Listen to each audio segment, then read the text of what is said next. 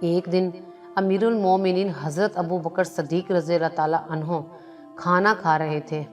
کھانے کے بعد آپ کا دل کسی میٹھی چیز کھانے کو چاہا۔ آپ نے اپنی زوجہ صاحبہ سے پوچھا، کیا کوئی میٹھی چیز نہیں ہے؟ انہوں نے جواب دیا، بیت المال سے جو راشن آیا ہے اس میں میٹھی کوئی چیز نہیں ہوتی۔ آپ سن کر چپ ہو گئے۔ چند دن بعد آپ رضی اللہ تعالیٰ عنہ نے دیکھا کہ دسترخوان پر کھانے کے ساتھ حلوہ بھی موجود ہے۔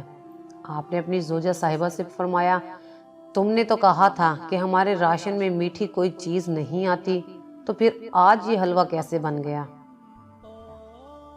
آپ کی زوجہ محترمہ نے جواب میں فرمایا، میں نے جو اس دن محسوس کیا کہ آپ کو میٹھی چیز کی خواہش ہے، تو میں نے یوں کیا کہ راشن میں جتنا آٹا روزانہ آتا تھا اس میں سے مٹھی بھر آٹا الگ رکھتی تھی۔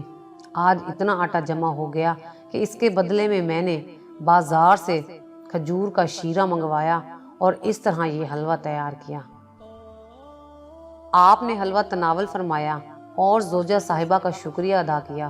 کھانے کے بعد آپ رضی اللہ تعالیٰ عنہ سیدھے بیت المال کے محتمم کے پاس پہنچے اور فرمایا، ہمارے ہاں راشن میں جس قدر آٹا جاتا ہے، آج سے اس میں سے ایک مٹھی کم کر دینا، کیونکہ ہفتہ بھر کے تجربے نے بتایا ہے کہ ہمارا گزارا مٹھی بھر کم آٹے میں بھی ہو جاتا ہے۔